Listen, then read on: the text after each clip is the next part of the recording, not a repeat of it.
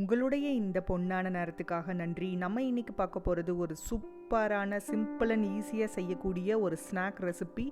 வாழைக்காயை வச்சு செய்யக்கூடிய வாழைக்காய் ஃப்ரெஞ்ச் ஃப்ரைஸ் தான் பார்க்க போகிறோம். வாங்க எப்படி செய்யறதுன்னு பார்க்கலாம்.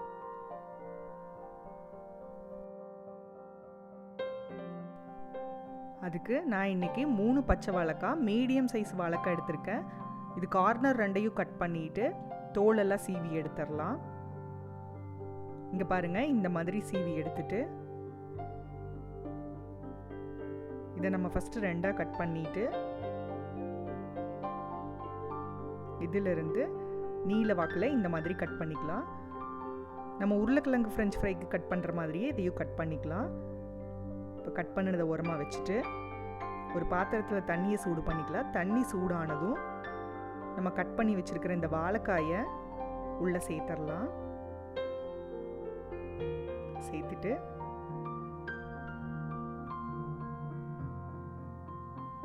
நம்ம இதை ஃபுல்லாக வேக வைக்கக்கூடாது. பாதி அரை வேக்காடு வெந்ததும் நம்ம இறக்கிடலாம். ஆல்ரெடி தண்ணி சூடாக இருக்குது. இந்த மாதிரி கொதி வந்ததும் நம்ம ஸ்டவ் ஆஃப் பண்ணி இறக்கிட்டு தண்ணியெல்லாம் வடித்து எடுத்துடலாம்.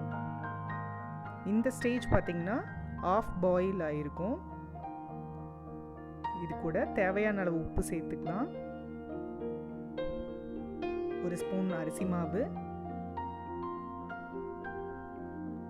ஒரு ஸ்பூன் கார்ன்ஃப்ளவர்,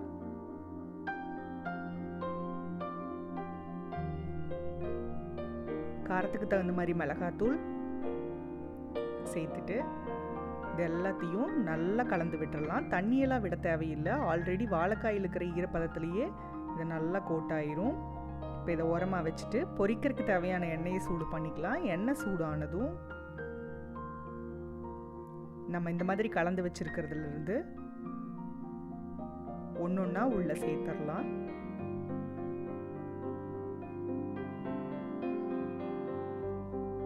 சேர்த்துட்டு வேக வைக்கலாம். ஒரு சைடு வெந்ததும் நம்ம திருப்பி போட்டு வேக வைக்கலாம். இப்போ பார்த்திங்கன்னா 2 சைடும் நல்லா வெந்துருச்சு. இந்த ஸ்டேஜில் நம்ம எண்ணெயெல்லாம் வடித்து எடுத்துட்டு வெளியே எடுத்துடலாம். இது ஆல்ரெடி வாழைக்காய் ஆஃப் பாயில் ஆகிருக்கிறதுனால சீக்கிரமாக பொரிஞ்சு வந்துடும். எல்லாத்தையும் வெளியே எடுத்துட்டு இதே மாதிரி மீதி இருக்கிறதுலையும் நம்ம ஒன்று ஒன்றா போட்டு பொரிச்சு வெளியே எடுத்துக்கலாம். இப்போ பார்த்திங்கன்னா நம்மளோட சூப்பரான வாழைக்காய் ஃப்ரெஞ்ச் ஃப்ரை ரெடி ஆயிடுச்சு. இதையே நம்ம ஒரு வெரைட்டி ரைஸோட சைடிஷாகவும் சாப்பிட்லாம், டீ டைம் ஸ்நாக்ஸாகவும் சாப்பிட்லாம். அவ்வளோ சூப்பராக இருக்கும். நீங்களும் வீட்டில் ட்ரை பண்ணி பாருங்கள். அறுசுவைகளும் சங்கமிக்கட்டும் அனைவரது இல்லங்களிலும்.